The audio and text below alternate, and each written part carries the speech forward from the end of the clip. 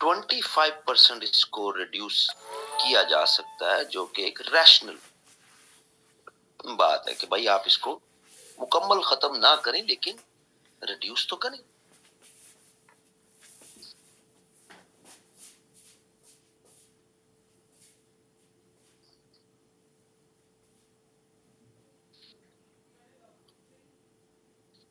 कैसे? देखें जी, ये बात तो क्लियर है कि आईपीपीज के साथ जो आपके एग्रीमेंट्स हैं उन वो प्रोटेक्टेड हैं जी, अंडर इंटरनेशनल लॉ प्रोटेक्टेड है, चाहे आपके लोकल हैं या इंटरनेशनल हैं, रीनिगोशिएट किए जा सकते हैं। 2021 में ये रीनिगोशिएट हुए भी, डॉलर से कन्वर्ट करके पीकेआर में कैपेसिटी पेमेंट्स पे लेके आया गया। अच्छा था, चलो हम डॉलर तो बहुत ज्यादा फिर बाद में फ्लक्चुएट हुआ ना जी, और ज्यादा बहुत इशू बना, तो अच्छा इनिशिएटिव। अभी भी जो इनडायरेक्ट अप्रोच है वो यही है कि आईपीपीज को यूनिलैटरली वो रिकंसिडर करवा रहे हैं अपने एग्रीमेंट्स। लेकिन जाहिर है आप खत्म नहीं कर सकते, वो तो एक हेफ्टी अमाउंट आपको, फिर उन्होंने पैसे लगाए हैं, मशीनरी लगाई है, तो आप एक झटके में खत्म नहीं कर सकते। आप कर क्या सकते हैं? इंश्योर करवाएं कि वो अपनी मैक्सिमम प्रोडक्शन या आउटपुट दें।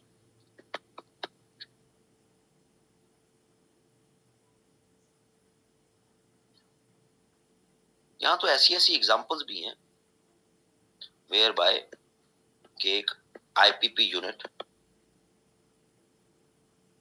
वो जनाब 15 डेज के लिए बंद रहे हैं, लेकिन बिल चार्ज होते नहीं, क्योंकि कैपेसिटी पेमेंट पे चार्ज होने।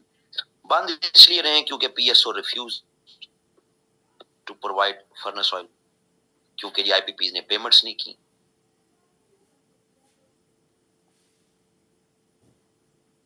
स्ट्रक्चरल इशू बनता ना सारे का सारे, स्ट्रक्चर का फ्लॉ।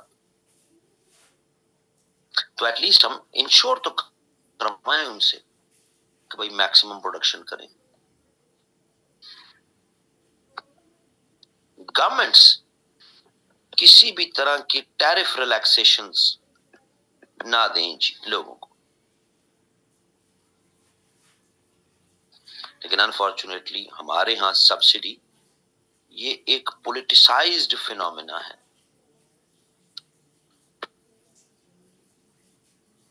सब्सिडी एक politicized phenomena. In order to keep people happy, लोगों को खुश रखना है, स्टेट सफर कर ले, लोगों को खुश करें। ये सब्सिडीज नहीं देनी चाहिए गवर्नमेंट के बेहाफ पे, अल्टीमेटली गवर्नमेंट पे बर्डन आता है।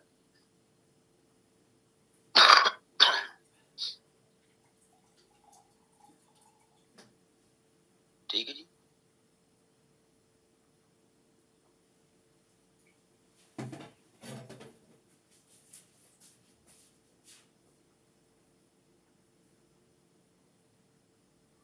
ये एक्सपेक्टेड तो है कि लगभग 50% आईपीपीज जो हैं इनके साथ आपके agreements these would end in 2025 आदि तक, तो या उनसे रीनिगोशिएट किए जाएंगे या रोल बैक किया जाए। लेकिन अगर रोल बैक करते तो एडिशनल 1500 बिलियन पीकेआर देना पड़ेगा। तो 2025 पाकिस्तान की तारीख में एक बड़ा इंपॉर्टेंट ईयर होगा कि लगभग 50% आईपीपीज के हमारे इनिशियल जो कॉन्ट्रैक्ट एग्रीमेंट्स हैं वो एंड होगी, तो उनको रीनिगोशिएट करेंगे आप या उनको रोल बैक करेंगे। रोल बैक करेंगे तो आप उनको उनके एक पैसे ड्यू अमाउंट जो कि एज पर इंटरनेशनल लॉ है, इसमें कोई गलत बात नहीं है, वो आपको देने पड़ेंगे।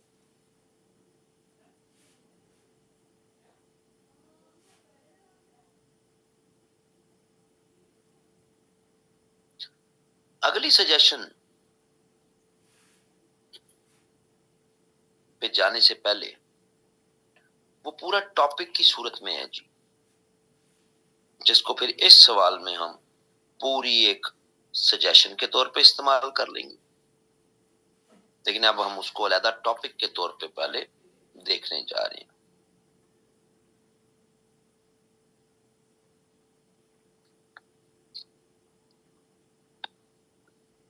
Pros and cons of solarization.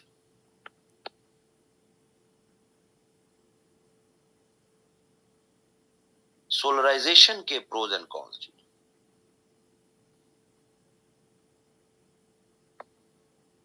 Effects देख लेंगे।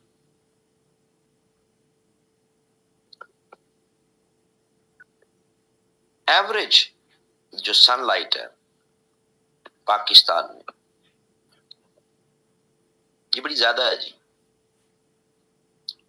साल के 365 डेज की एवरेज हमारी अबाउट 10 आवर्स बनती है जी।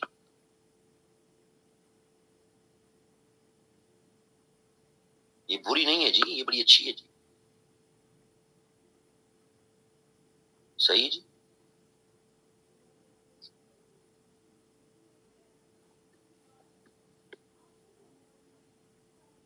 एट्टी परसेंट हमारी जो एनर्जी रिक्वायरमेंट्स हैं वो फॉसिल फ्यूल्स के जरिए।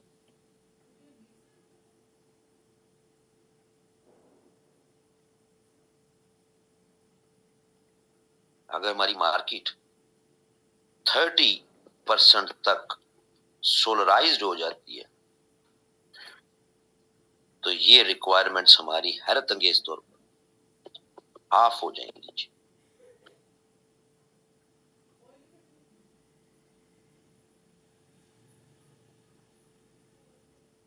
ये सारी हम ज़ाहिर इंपोर्ट करती हैं।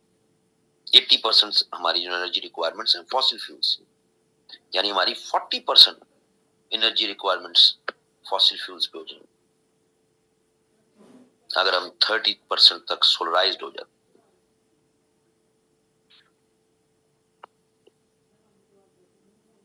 200,000 जॉब्स क्रिएट करने की कैपेसिटी रखता है जी, ब्ला ब्ला।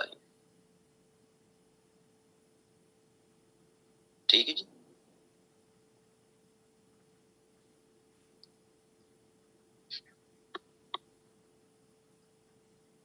बाय 2030 1,57,000 मेगावाट की हमारी डेली कंजम्पशन होनी है जी। अब ये सारा अगर आप फॉसिल फ्यूल और हाइड्रो पे ही चलाएंगे तो आप तो अफोर्ड ही नहीं हो सकेगा। तो सोलराइजेशन तो जरूरी है जी। ठीक है जी।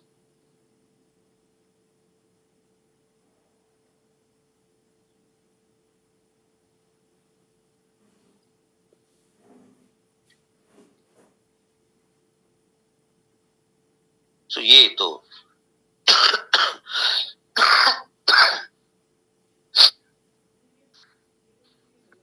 लेकिन येट बड़ा पॉपुलर है जी पाकिस्तान में इस वक्त सोलराइजेशन।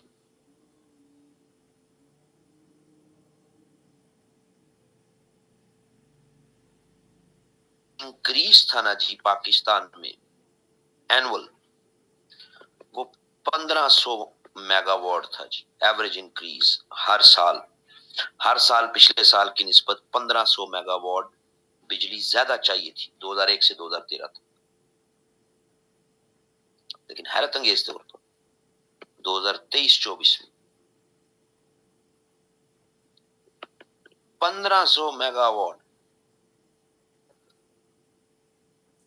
रिड्यूस हुआ है जी, पहली दफा आपकी तारीख में। कि एवरेज इंक्रीज के बजाय 1500 मेगावाट कम, यानी लोग सोलराइजेशन की तरफ मूव करना बड़ी रैपिड पेस में शुरू हुए।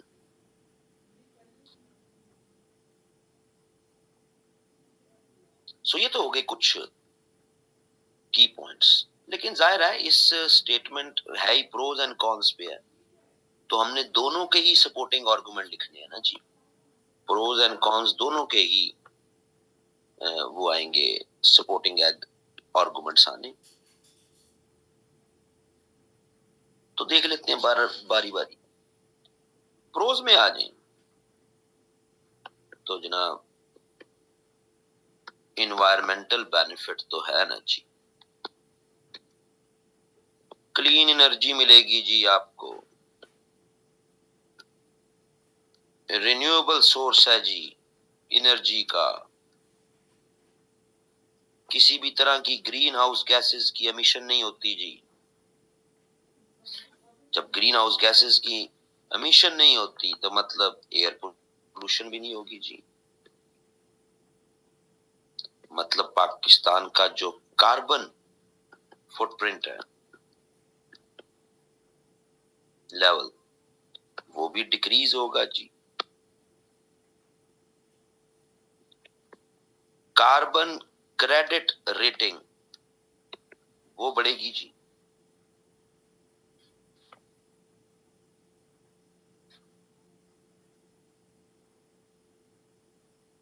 तो ये तो बड़ा फायदा है जी। ठीक है जी।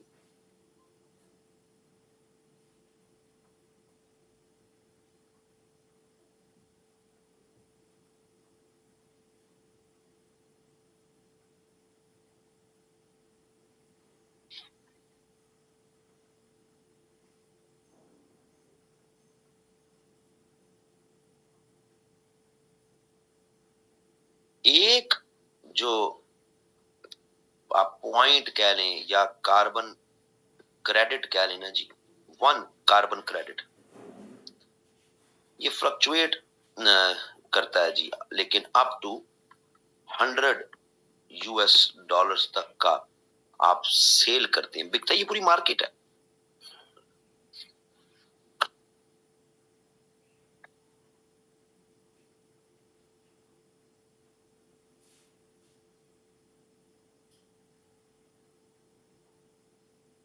सो एक तरफ तो आप क्लीन एनर्जी बना रहे होंगे, दूसरी तरफ आप अपनी कार्बन क्रेडिट रेटिंग बेहतर करें,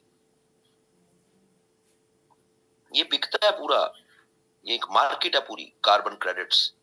ये टेस्ला जो है, आपका क्या ख्याल है, दुनिया इतनी महंगी गाड़ी धड़ाधड़ बनाई जाती है और ली जा रही, ये बाकी कंपनीज को अपने कार्बन क्रेडिट्स बेचते हैं, करोला को और बाकी जो यूरोप की कंपनीज है उनको टेस्ला वाले बेचते हैं carbon credits. Those who know this thing उनके लिए तो सही है, बाकी इसको एक पूरी एक environment climate is a market in itself.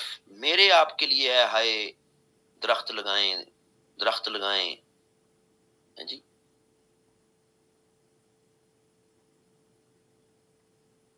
लेकिन अपने अंदर ये पूरी एक कमर्शियल मार्केट भी है।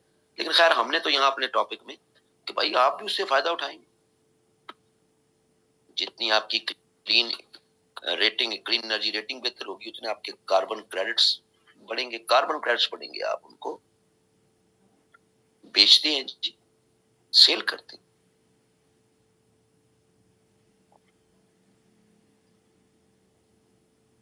ये अपने इनके पैरामीटर्स होते हैं कार्बन क्रेडिट के, हाईली जो साइंटिफिक और टेक्निकल एस्पेक्ट है, जो आप प्रोडक्शन कर रहे हैं उसमें कितनी एमिशन हो रही है नहीं हो रही है, अप टू किस लेवल पे हो रही है, मेंटेनेंस कैसी रखी हुई है, ब्ला ब्ला ब्ला, इन एस्पेक्ट्स।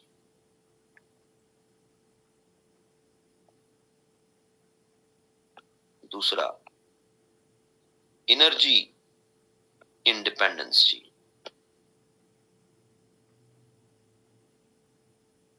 भाई आप हाफ पे आ जाएंगे अपने फॉसिल फ्यूल्स की जरूरियात, और क्या चाहिए।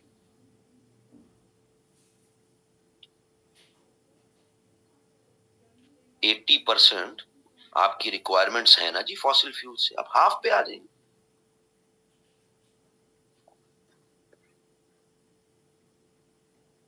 इतनी बड़ी तादाद में जब आप फॉसिल फ्यूल्स पर डिटरमिन होते हैं और ऊपर से उनकी जो फ्यूल प्राइस है वो भी आपके कंट्रोल में तो नहीं है।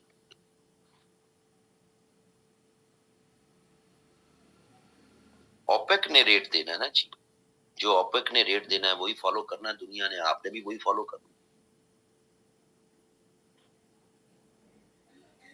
तो इसको तो डेफिनेटली प्रमोट करना चाहिए।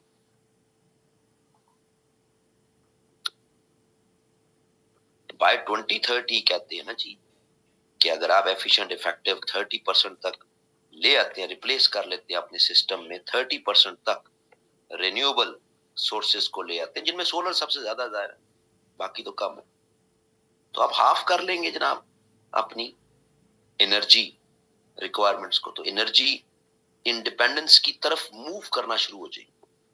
अच्छी बात है, जबरदस्त है।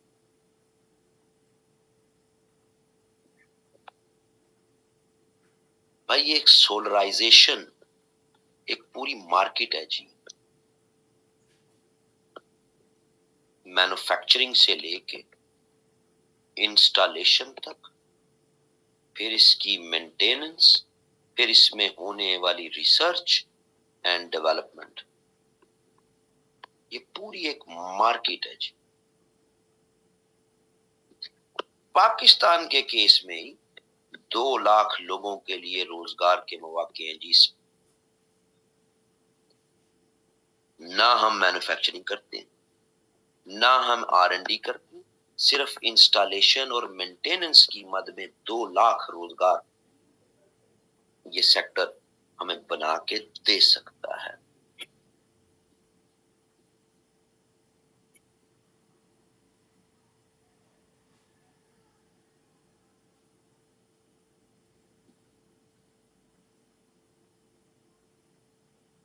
और क्या चाहिए जी आपको?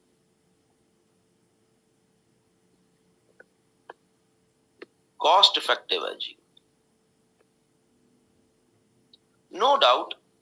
इनिशियल कॉस्ट जो है ना जी, वो एक एवरेज हाउस होल्ड की वो ज्यादा ही होती है। एक एवरेज अगर पाकिस्तान के कॉन्टेक्स्ट में देखें तो 2 kW किलोवाट ये लगभग आपको कोई 0.5 मिलियन तक, अगर आप किसी भी रजिस्टर्ड कंपनी से इंस्टॉलेशन करवाते हैं तो 0.5 मिलियन तक ये आपको कमोबेश इसके करीब करीब पड़ जाते हैं। लेकिन ये आपकी 20 से 25 साल की जरूरियात भी तो पूरी करता है ना जी। तो इनिशियल कॉस्ट है हाई, लेकिन 20 से 25 साल तो ये कॉस्ट तो आपकी 1 साल 1.5 साल में पूरी हो जाती है।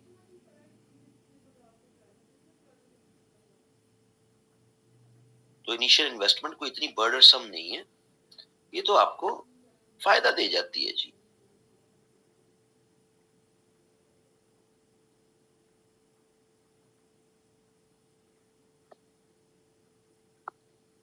गवर्नमेंट्स के जो इनिशिएटिव्स हैं हमारे यहाँ वो भी इसको सपोर्ट कर में 2 तरह के इनिशिएटिव्स हैं गवर्नमेंट्स के जी। एक लार्ज स्केल प्रोजेक्ट्स की सूरत में जी, और दूसरी रूफटॉप इंस्टॉलेशंस की मद में जी।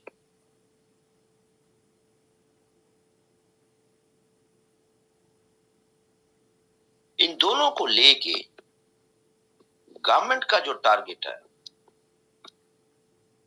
बाय 2030 वो हमारे यहाँ जी के 9 गीगावाट ऑफ सोलर पीवीस ये इंस्टॉल हो जानी चाहिए पाकिस्तान में।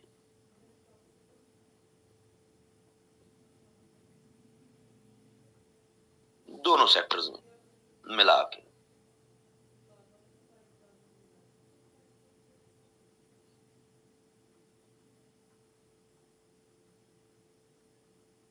लेट्स सी कि उस टाइम तक क्या होता है। तो गवर्नमेंट बड़ी ऑप्टिमिस्टिक है सोलराइजेशन को लेके जी, तो बड़ी अच्छी बात है।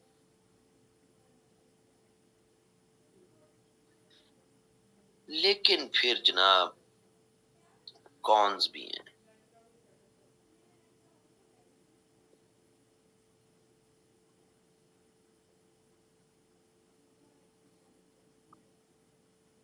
भाई बड़ा कहा जाता है रिन्यूएबल है, रिन्यूएबल एनर्जी सोर्स है, एक दफा लगा दिया बिजली बार बार बनती जाएगी, खुद ब खुद बनती जाएगी, रिन्यूएबल एनर्जी बार बार जनरेट होता जाएगा सोर्स, है जी ऐसे ही।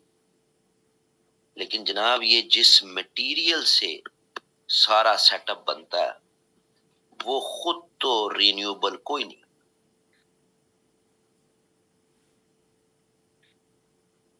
देखें जी, एवरेज लाइफ स्पैन आप कितना कहते हैं एक सोलर पैनल का? 20 से 25 साल मैक्सिमम। उसके बाद ये एक्सपायर है।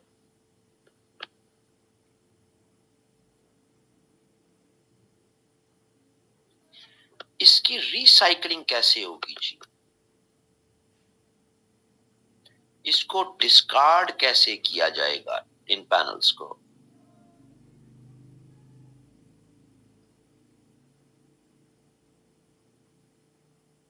क्योंकि जब इनकी रिसाइकलिंग होगी या इनको डिस्कार्ड किया जाएगा तो कार्बन एमिशन तो तब होगी। लाखों करोड़ों में पैनल्स, या आपने कोई स्टोर बना के तो नहीं रख देना।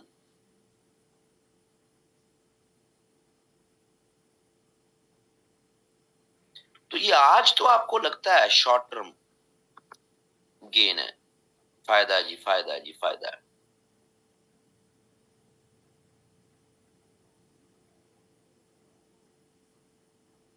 ये पूरी दुनिया का एक मसला कि भाई इनका करेंगे क्या आप आफ्टर 20-25 इयर्स।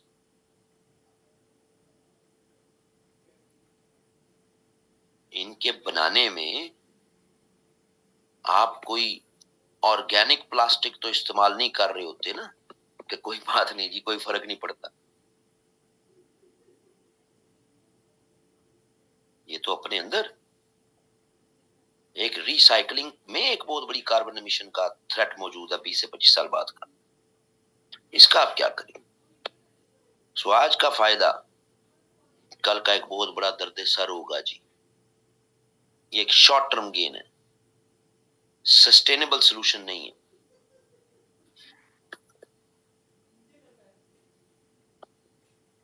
High cost.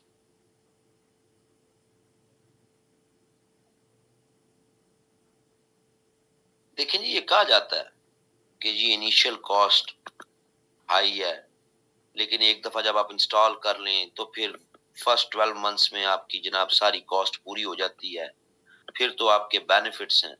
ठीक है, लेकिन जनाब 1 से 2 किलोवाट ये भी आपको 2 से 2.5 लाख में पाकिस्तान में अच्छी रजिस्टर्ड कंपनीज इंस्टॉल करके देती हैं। अब एक डेली वेजर क्या इसको अफोर्ड कर सकता है?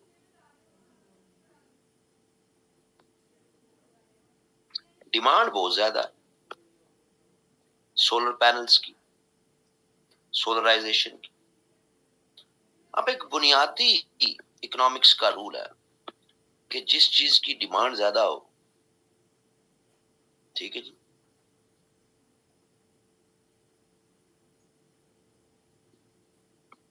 उसकी कॉस्ट ज्यादा होती है जी। लेकिन टेक्नोलॉजी एक ऐसी डोमेन है कि जिसमें जिस चीज की डिमांड ज्यादा होती है वहां कंपटीशन ज्यादा होना शुरू हो जाता है और वो नीचे आने शुरू हो जाती है उसकी कॉस्ट। टेक्नोलॉजी उल्टी चलती है जी। जब टेक्नोलॉजी लिमिटेड होती है तब उसकी प्राइस ज्यादा होती है, और जब टेक्नोलॉजी अबंडेंस में होती है तब उसकी प्राइस नीचे होती है। डिमांड साइड का टेक्नोलॉजी के साथ ताल्लुक नहीं।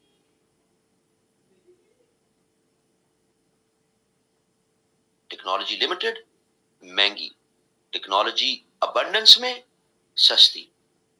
ये हर चीज पे अप्लाई करके आप देख लें, मोबाइल्स पे, लैपटॉप्स पे, सेलुलर कंपनीज के इवन टैरिफ्स पे। जब थोड़ी कंपनीज थी, थोड़े मोबाइल फोन्स थे, रेट्स टैरिफ ज्यादा थे, होते होते नीचे आ गए। एक दौर तो आया था, पेपर में लिखना, जैज ने एक ऑप्शन दिया था, 5 रुपए घंटा कॉल मिलाएं, 5 रुपए पड़ेंगे, घंटा घंटा बातें करें, घंटा घंटा बात तक।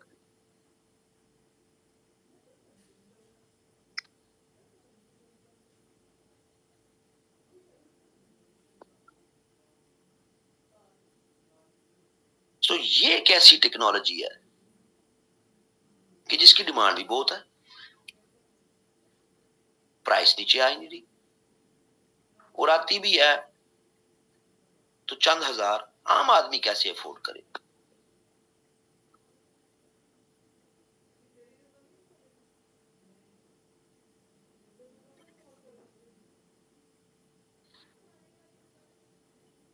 सोलर मार्केट में ये डिस्प्रोपोर्शनेट है जी।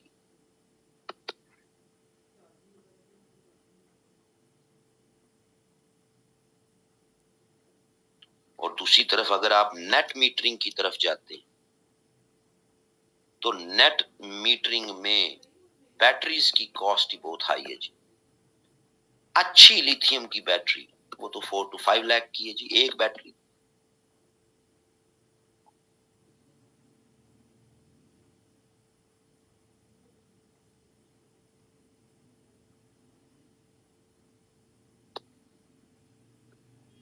तो भाई ये इतना सस्टेनेबल नहीं है जितना नजर आता है।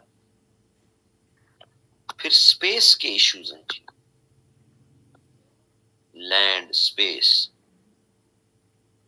देखिए जी, जब आपने हाउसेज में, घरों पे, वहां तो ठीक है, आपने रूफटॉप पे लगा लिए, ओके फाइन, ठीक है, कोई इशू।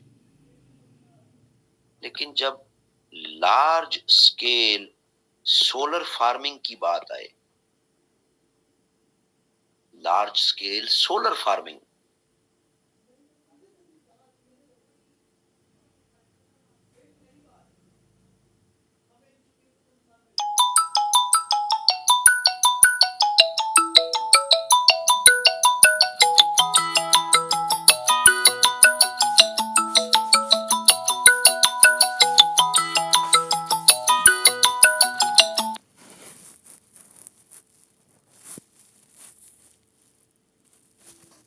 सही है जी।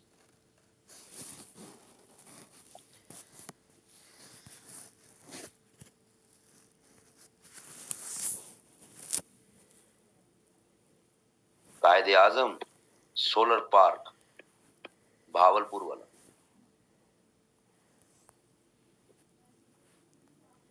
6,500 एकड़ लैंड ओरिजिनल प्रोजेक्ट के लिए रिक्वायर्ड थी।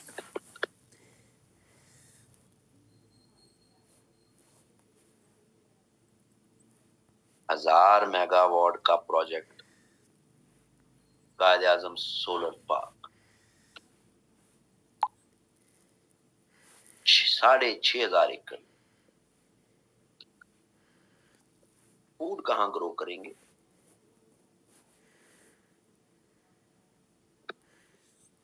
पेस्टोरल फार्मिंग कहां पे करेंगे?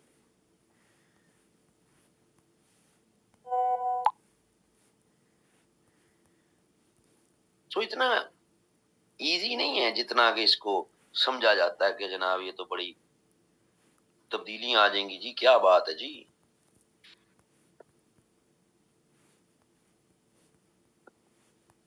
स्टोरेज कैपेसिटी के इश्यूज जी,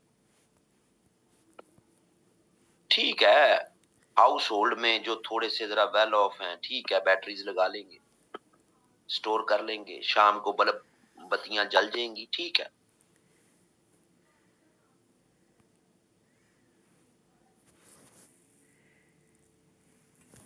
लेकिन लार्ज स्केल प्रोजेक्ट्स, उनकी कहां से स्टोरेज कैपेसिटी बनेगी जी? पाकिस्तान में ऐसा कोई सिस्टम नहीं है जी जिसमें लार्ज स्केल मेगा प्रोजेक्ट से आप कोई स्टोरेज कैपेसिटी भी बना लें।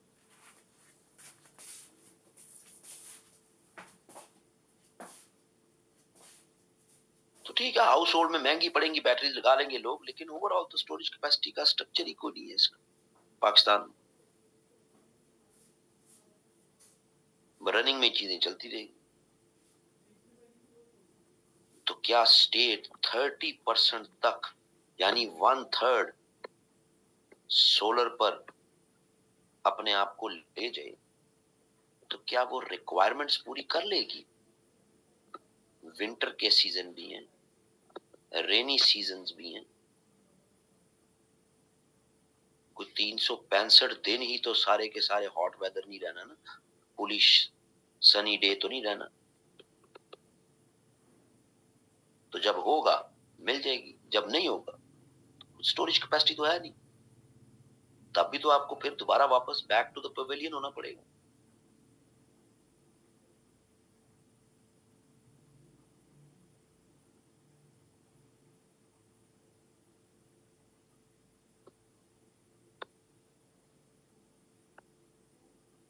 प्रोडक्शन साइड भी जरा देख लें, इतना जो सस्टेनेबल क्लीन एनर्जी,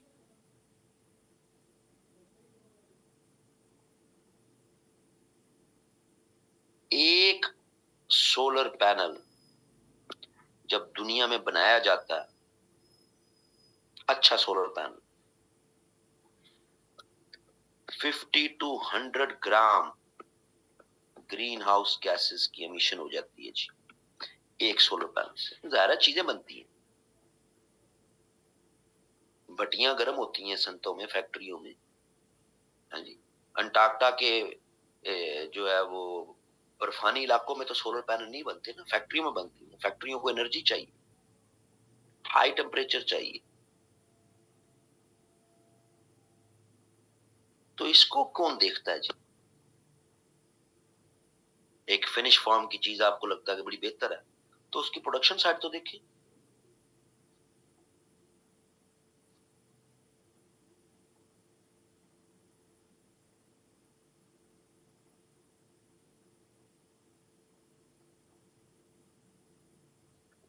लिथियम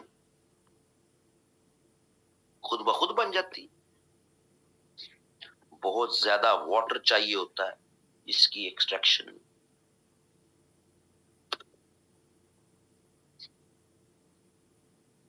वो भी तो आपकी इन्वायरमेंट के लिए एक इशू है जी। बेदरेग पानी चाहिए होता है। मेरे पास इसका कोई डाटा नहीं है, आप लेकिन गूगल कर लें, आपको डाटा मिल जाएगा। मैं देखने की कोशिश कर रहा था, फिर मैं कहा यार क्या एमी टॉपिक से इधर उधर हटने वाली बात हो जाएगी, लेकिन अगर उसको देखना चाहें तो देखना, इसका मेरे पास डाटा नहीं। लेकिन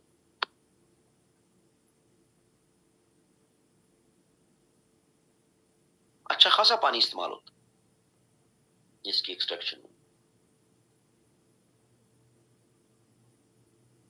सो ये भी साइड है जी इसकी। वाह, बड़े बराबर पे आए हैं भाई दोनों पॉइंट, दोनों क्या बात है, एक साथ ही। सो ये दोनों साइड्स फिर प्रोज एंड कॉन्स सोलराइजेशन के।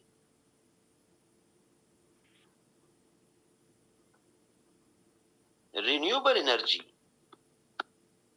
अच्छी चीज है,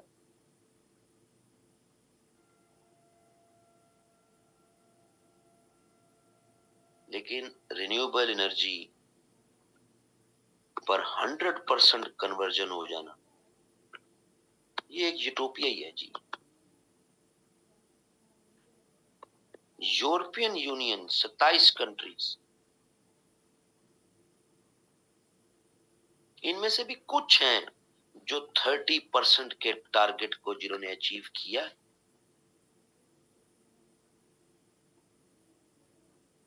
लार्जली अभी ओवरऑल यूरोपियन यूनियन 20% के करीब 18 to 20% पे खड़ी रिन्यूएबल एनर्जी सोर्सेज पे, उससे आगे नहीं जा रहे।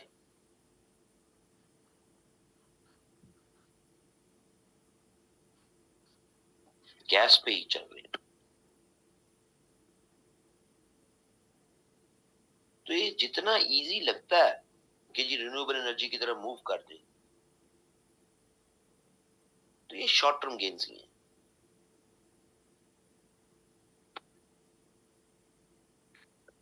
बेस्ट ऑप्शन न्यूक्लियर एनर्जी है जी।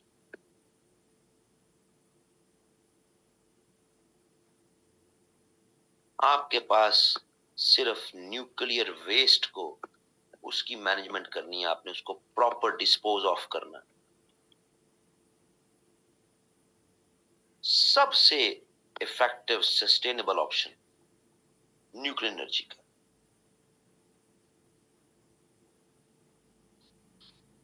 और हमारी रियासत इस पे अभी सिर्फ 2000 मेगावाट तक ही खड़ी है जी बस।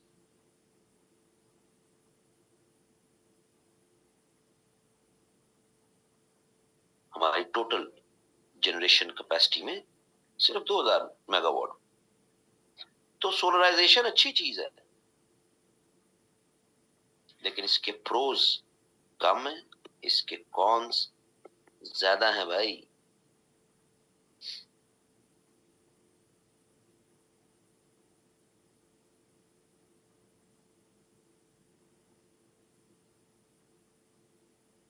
देखते हैं जी हम अपना तीसरा टॉपिक।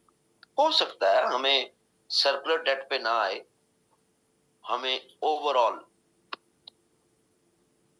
एनर्जी मिसमैनेजमेंट पे, एनर्जी मिसमैनेजमेंट इस पे आज सवाल। ये जरा आर्गुमेंटेटिव है राइट फ्रॉम द बिगिनिंग। बात जो इसमें करें एनर्जी मिसमैनेजमेंट, तीसरा सवाल आज का जो हम करने जा रहे हैं।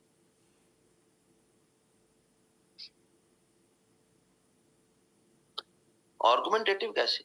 ये जी अक्सर कहा जाता है कि एनर्जी क्राइसिस का शिकार है पाकिस्तान, एनर्जी क्राइसिस का। इसी तरह हम कहते हैं वाटर क्राइसिस का शिकार है पाकिस्तान। तो कोट एंड कोट जो रिसोर्सेज के कॉन्टेक्स्ट में क्राइसिस होता है ना जी, उसका मतलब होता है कि अवेलेबिलिटी का इशू बनना शुरू हो गया है। अवेलेबिलिटी का इशू।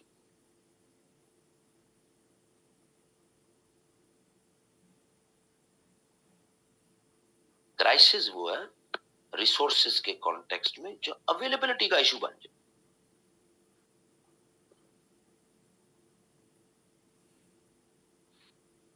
हम 45,000 मेगावाट की जनरेशन कैपेसिटी रखते हैं जी इस मुल्क में। एक दिन में इतना अपरेटस मौजूद है कि हम एक दिन में 45,000 मेगावाट इलेक्ट्रिसिटी बना सकते हैं, जो हमारे पास इंस्टॉल्ड कैपेसिटीज हैं टोटल।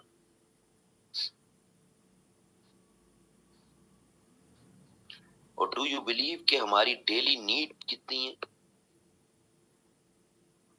इसका हाफ, इसका आधा। ये हमारी नीड है, एक्चुअल नीड।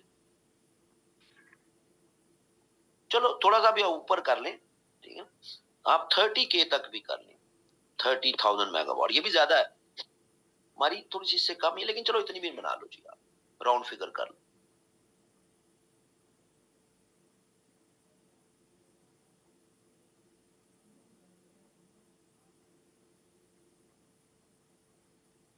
लगभग 27,000 समथिंग इतना मिला के ना जी, ये आपकी अगर इतनी बिजली डेली मिल रही हो ना, तो आपको कोई लोड शेडिंग, कोई प्रॉब्लम कुछ ना हो।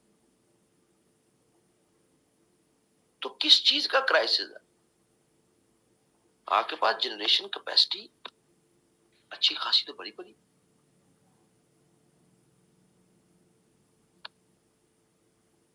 ये आर्गुमेंट वाज़ेह तौर पे बताता है कि इशू ये कोई क्राइसिस का नहीं है, ये मिसमैनेजमेंट्स के इशू, ये सिरे से क्राइसिस है ही नहीं।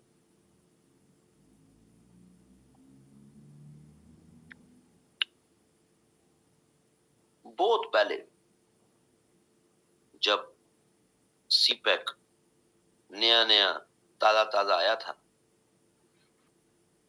तो भाई हैं एक हमारे माइकल कुगलमैन, माइकल कुगलमैन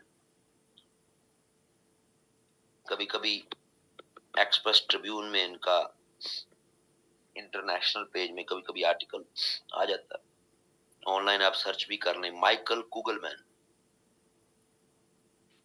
माइकल कुगलमैन ने तकरीबन 10 साल पहले ये बात की थी कि सीपैक के तनाजुर में ये जितने एनर्जी प्रोजेक्ट्स हैं ये सारे भी फंक्शनल हो जाएं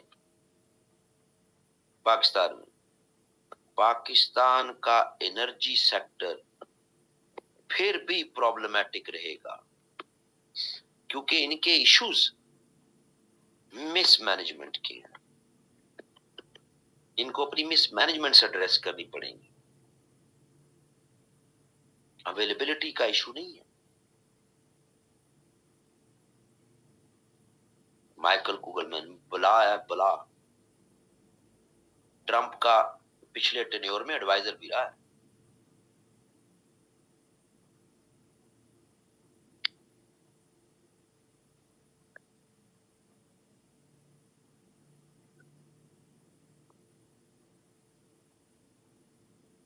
सी मिसमैनेजमेंट से जी,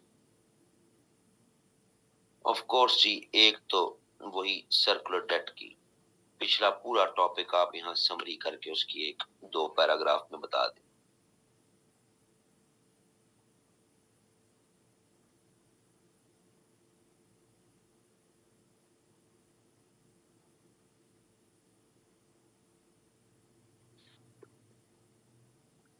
दूसरा फिर टैरिफ इश्यूज हैं जी।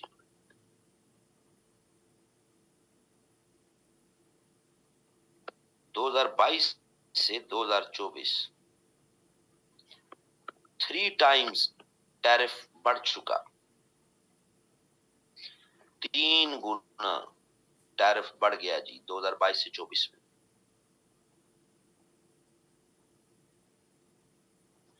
लेकिन फिर भी हमारे एनर्जी सेक्टर का डेट खत्म ही नहीं होता।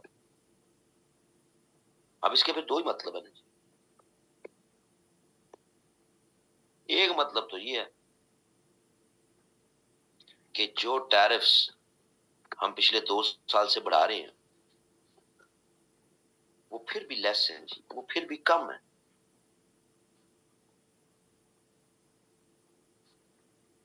आपको और ज्यादा टैरिफ बढ़ाने, और यह मतलब है फिर कि आप पुअर मैनेजमेंट कर रहे हैं। 3 गुना बढ़ा देना, 15 की चीज 45 का हो जाना यूनिट का,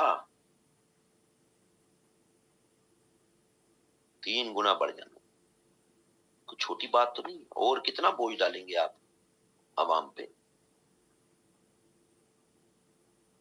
तो रैशनल यही बताता है कि भाई ये पुअर मैनेजमेंट ही लगती है।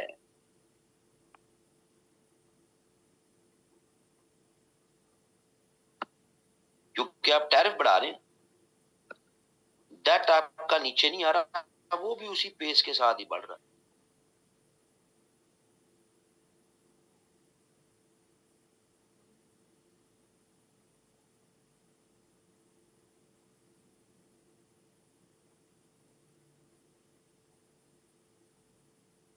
पुअर मैनेजमेंट कहां हुई? 2023-24 सोलर ही सोलर, सोलर ही सोलर, लोग जा रहे हैं सोलर की तरफ। 1500 मेगावाट रिक्वायरमेंट आपकी कम हो रही है, लेकिन पेमेंट्स तो आपने कैपेसिटी चार्जेस पे करने हैं।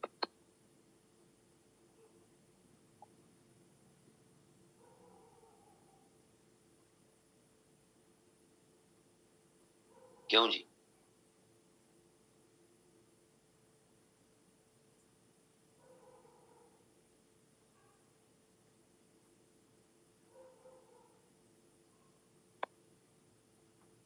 गवर्नमेंट्स की तरफ से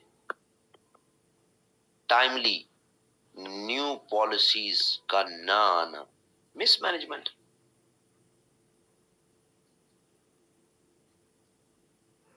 सो बुनियादी तौर पे जो आपने 3 दफा टैरिफ बढ़ाया, यानी 3 टाइम्स टैरिफ बढ़ाया 22 से 24 में, वो तो आपने ऑलरेडी जो यूजर्स हैं, जो शिफ्ट नहीं हुए सोलर पे, उनको बर्डन किया ना उनको, तो भाई तुम दो पैसे।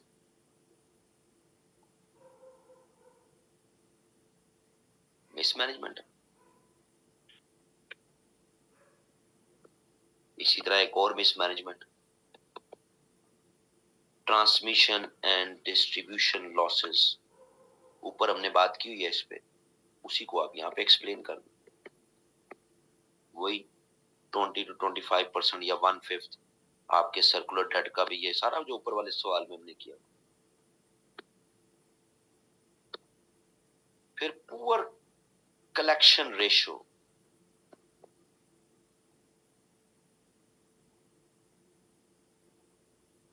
पुअर कलेक्शन रेशो,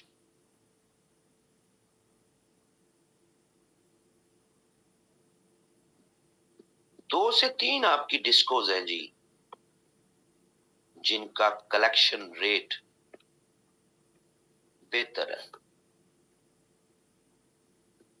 लेस्को हो गई, फेस्को हो गई, और ये दोनों मिला के ये 87% तक है जी कलेक्शन, यानी 13% इनका भी शॉर्ट होता है जी कलेक्शन।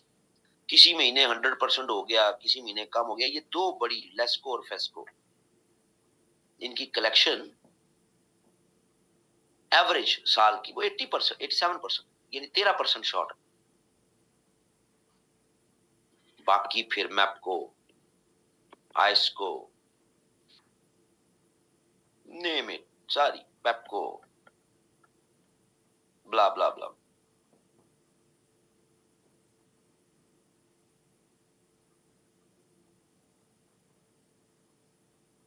ये क्राइसिस की निशानी है, ये भी तो मिसमैनेजमेंट। और जहां पर आपकी रिकवरी लो होती है, वहां आप डॉक्ट्रिन ऑफ कलेक्टिव पनिशमेंट लगा देते हैं। उन इलाकों की लोड शेडिंग ज्यादा कर देते हैं जी, उन इलाकों से, उस फीडर से बिल कम आते हैं जी, तो कलेक्टिव पनिशमेंट, मिसमैनेजमेंट।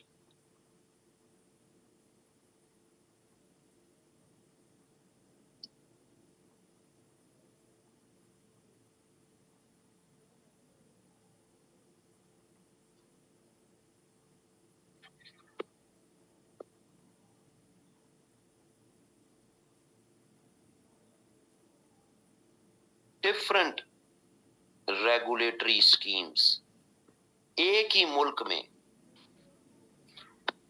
3 मुख्तलिफ रेगुलेटरी स्कीम्स चलती हैं जी। के इलेक्ट्रिक के रेट्स डिफरेंट, एजेके के लिए रेट्स डिफरेंट, और रेस्ट ऑफ द पाकिस्तान के लिए rates different, as if these are the children of lesser God.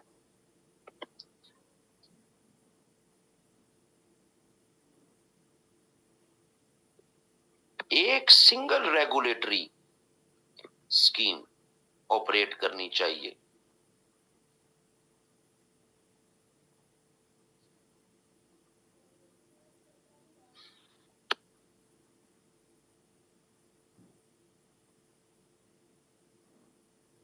तो जनाब, ये मोहम्मद खान साहब, वो ये जो डायरेक्ट मैसेज आता है बेटा, ये वो कुछ इनक्रिप्शन है, मुझे वो नजर नहीं आता। आप वो सेंड टू एवरीवन में मैसेज किया करें। तो ये अब क्राइसिस की निशानी है।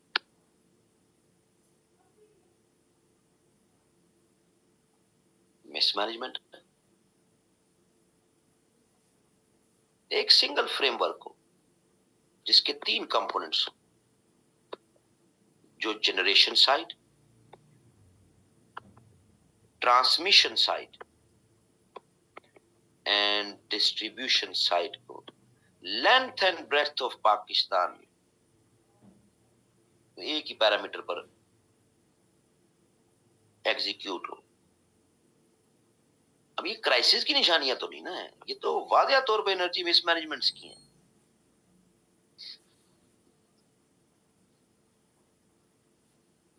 सर की फैक्ट्स का पूछ रहा था, उनका तो डिफरेंट। हाँ जी, वो बेटा इस सवाल से पहले एफपीएससी के चेयरमैन का मुझे वो फोन आया था, तो उसने कहा व्हाट्सएप जो है ना, वो इस सवाल में ना आपने की फैक्ट्स नहीं बताने, क्योंकि इस सवाल में आपने की फैक्ट्स पहले बता दिए तो ये बच्चे आपके जो है वो कर देंगे टॉप, तो मैंने पैसे पकड़े किसी और से उसको टॉप कराना।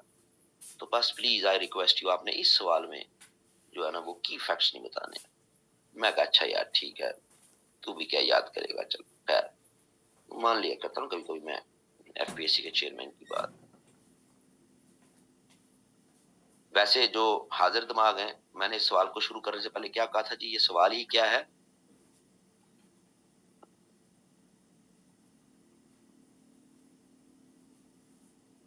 बेस ही आर्गुमेंटेटिव है कि ये क्राइसिस नहीं है, ये मिसमैनेजमेंट है, ये चल ही इसी पैटर्न पे रहा।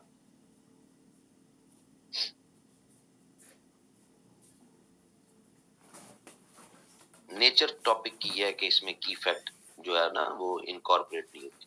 करने हैं, ऊपर लिखे हुए सारे, आपने जो मर्जी लगाने लगा लें।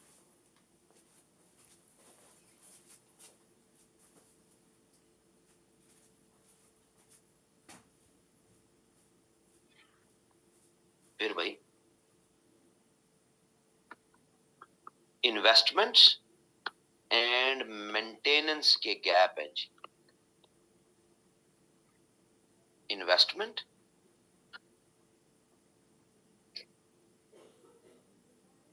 एंड मेंटेनेंस के गैप।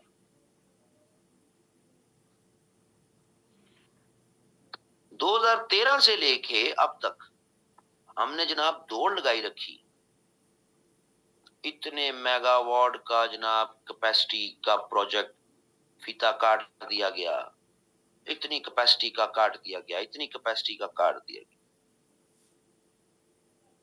हमने पिछले एक डेकेड में अपनी इंस्टॉल्ड कैपेसिटी डबल कर ली है जी, बड़ी अच्छी बात। अब 22-23 हजार की या 24 हजार तक में बैठे हुए थे, आपने डबल कर ली, बहुत अच्छी बात, जबरदस्त। ऊपर भाई जो आपके आउटडेटेड ग्रिड स्टेशंस थे उनको इंप्रूव नहीं करना था।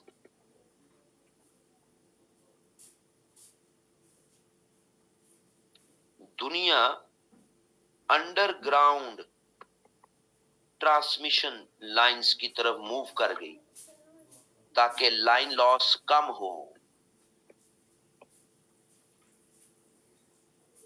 आपने नहीं जाना था।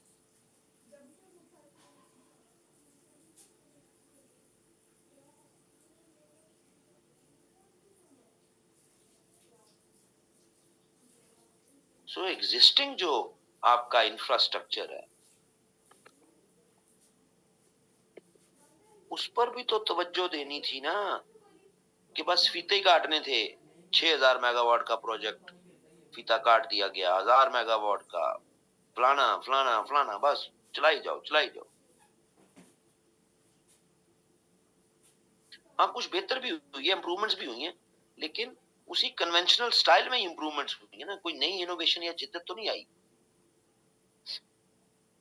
वो अब टेक्निकल साइड है, अगर आप में से कोई वापडा बूपडा में है तो इन्होंने अपनी जो तारे हैं वो थोड़ी सी इंप्रूव्ड क्वालिटी की जो है बिछानी शुरू की, लेकिन पूरे पाकिस्तान में तो नहीं।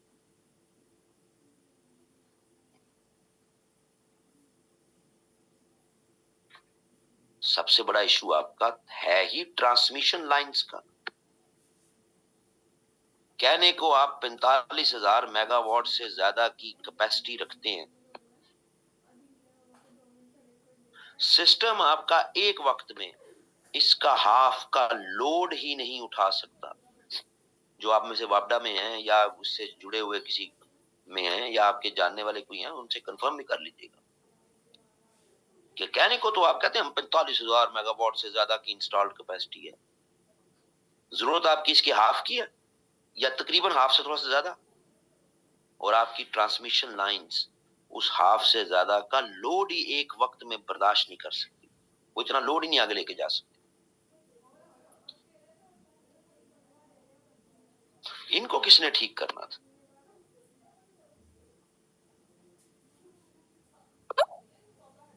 सही है जी।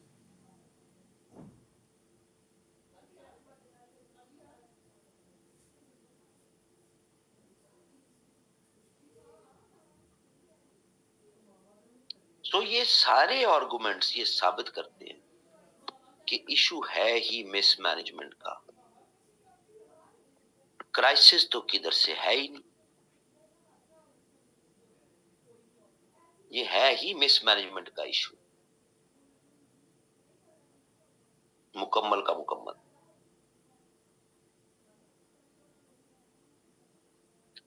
अब मिसमैनेजमेंट को आप एड्रेस कैसे करते हैं?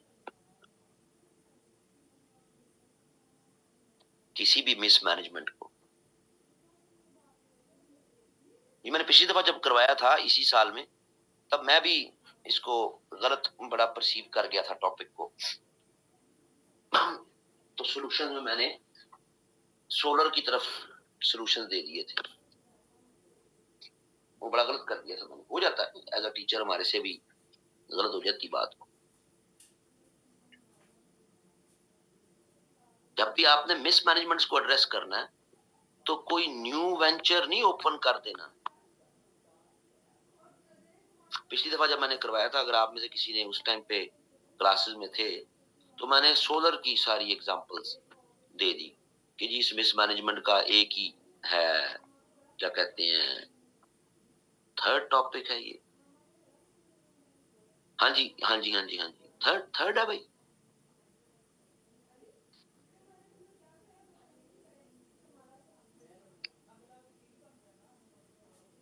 नहीं, अच्छा, थर्ड है, खत्म होने को आ गया तो वो भी है।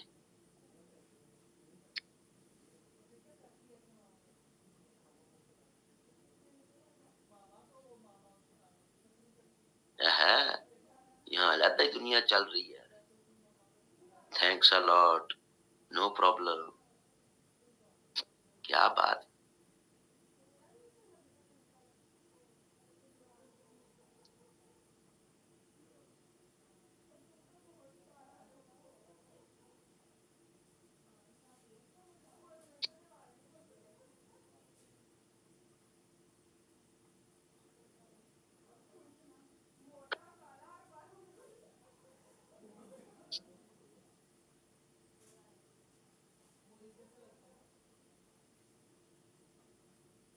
ले जी,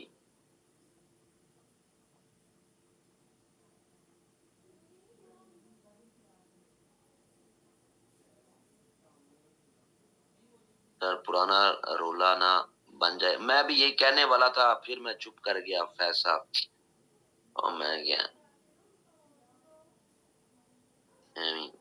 नवा काम ना पड़ जाए।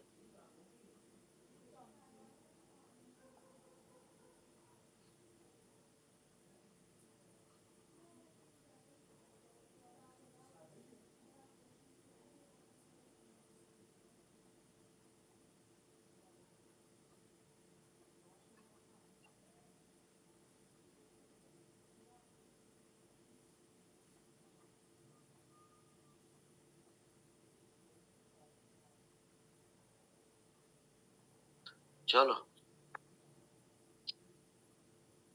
अच्छा जी, तो भाई काम ये हो गया था कि मैं ले गया था इसको पूरा सोलर पे, इंटरनेशनल एग्जांपल्स और वो सारी चीजें जो है ना उनकी तरफ ले गया था। मिसमैनेजमेंट को आपने एड्रेस करना है, पॉलिसीज एंड रेगुलेटरी रिफॉर्म्स की जरूरत होती है जी। कैसी पॉलिसीज, कैसे रेगुलेटरी फ्रेमवर्क्स, ट्रांसपेरेंट हों जी policies.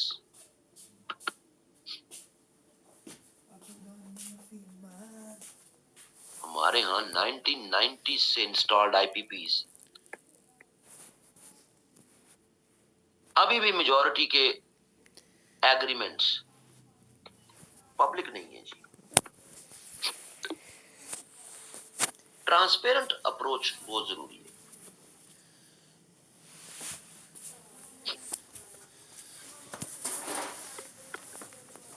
Integrated energy planning required होती है जी। लॉन्ग टर्म एनर्जी स्ट्रैटेजी बनानी होती है। इंटीग्रेटेड एनर्जी प्लानिंग, ये नहीं कि आप सिर्फ सारा ही पूरा ही रिन्यूएबल की तरफ चले जाएं। मॉडर्नाइजेशन की जरूरत होती है। किसकी मॉडर्नाइजेशन करनी है? ग्रिड स्टेशंस को, स्मार्ट ग्रिड टेक्नोलॉजीज की तरफ मूव करना पड़ता है जी।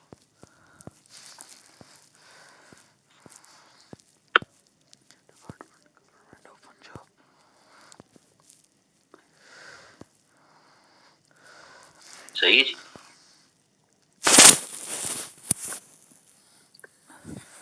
डिजिटलाइजेशन की जरूरत होती है।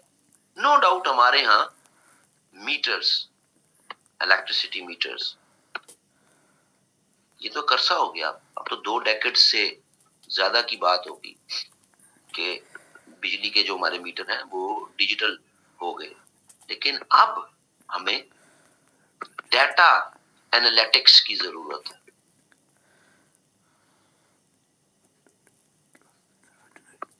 रन टाइम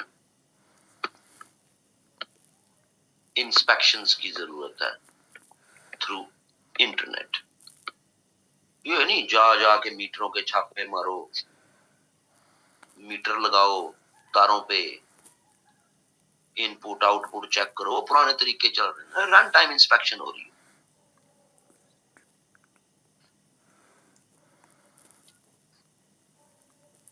एग्जिस्टिंग स्ट्रक्चर को बेहतर करना है ना, तभी मिसमैनेजमेंट्स आपकी एड्रेस होंगी।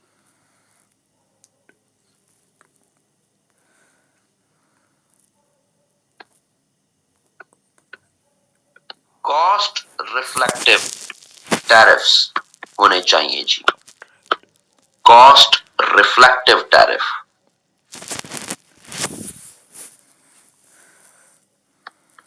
वल्नरेबल पॉपुलेशन को आपने बचाना है तो जी true cost of energy production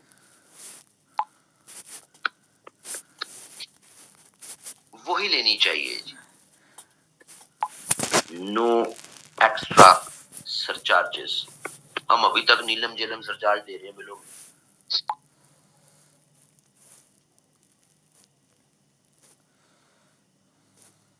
PTV आखिरी दफा पता नहीं कब किसने कहां देखा होगा, उसकी फीस भी दे रहे हैं। अब कितनी है? 35 रुपए या बढ़ गई है?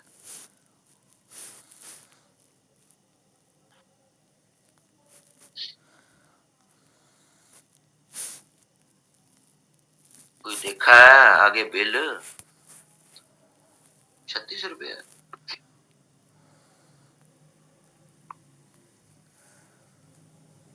नहीं बढ़ गई होगी, खैर सानू की।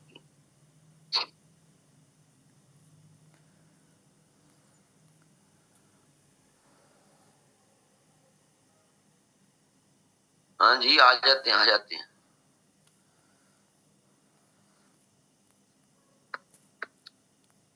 कंज्यूमर एंगेजमेंट अप्रोच, इसकी जरूरत है जी। एजुकेट करना चाहिए कंज्यूमर को कि जनाब एनर्जी एफिशिएंट प्रोडक्ट्स का इस्तेमाल करें।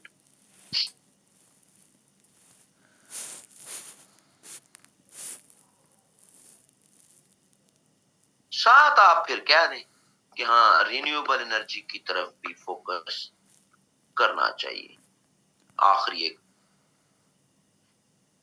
पॉइंट के तौर पर। पिछली दफा जब मैंने करवाया था वो मैंने सारा ही वो करवा दिए थे, सोलर पे ही सारे का सारा करा दिया था, वो जरा गलत हो गया था।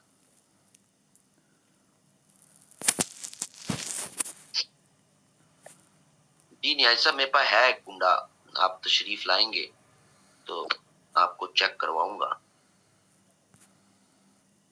फिर बाकी सारे स्टूडेंट्स आपसे पूछेंगे कि कैसा लगा आपको व्हाट्सएप का कुंडा।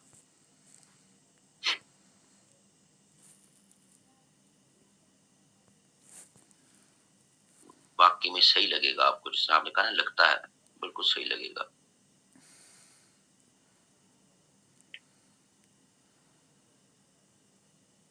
ये थी जी आज की जो है वो बातें।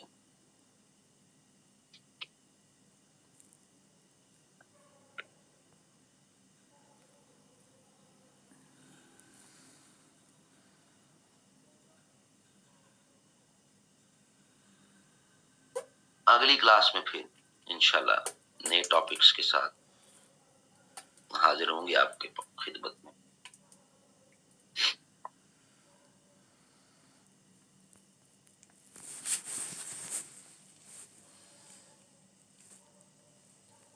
नहीं जी नहीं, अब तो बड़ी कवर कर ली वसीम साहब, आप कभी आए अब दोबारा तो देखिएगा, अब तो काफी कवर कर ली, बल्कि कुछ बकरियां जो हैं वो उनके बच्चे भी होने वाले हैं, तो हमने काफी वो कर लिया हुआ सेटअप, ठंडा ठंडा से उनको काफी हीट वाला सेटअप दे दिया।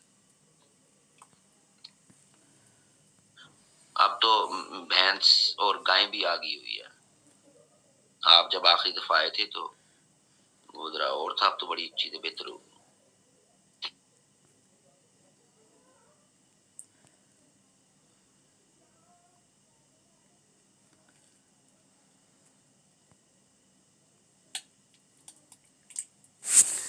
फर्स्ट डे सर ने कौन से टॉपिक करवाए थे डॉक्टर साहबा? कल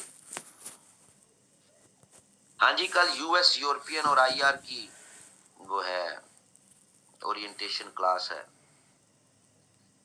आखिरी सेशन है। ओ गाहक फौरी तौर पे फीस जमा करा दो।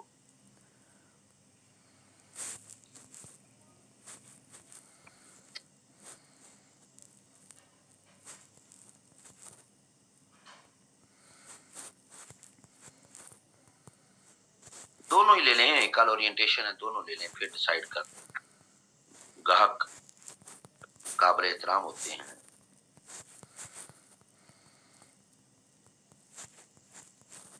फी अनअफोर्डेबल ना हो। क्यों, मैंने कौन सा को 2 तोले सोना मांग लिया भाई फीस में?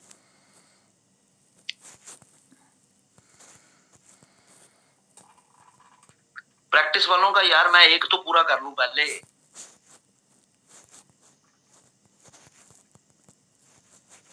उसमें मेरी बहुत एफर्ट लगती है, दिन में 4 सवाल बनाने होते हैं, 4 सवाल बनाने में मेरा घंटा लग जाता है,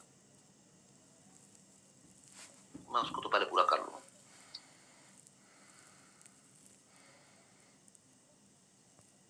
जी जी ले सकते हैं दिल सरफराज साहब, आपने कोऑर्डिनेटर को बताना, उसने एक तरफ से आपकी रजिस्ट्रेशन कैंसिल करके दूसरे में करा देगा, कोई मसला ही कोई नहीं है। कोई बल्कि मैं स्टेटस भी लगाऊं यार कि भाई कल क्लास है।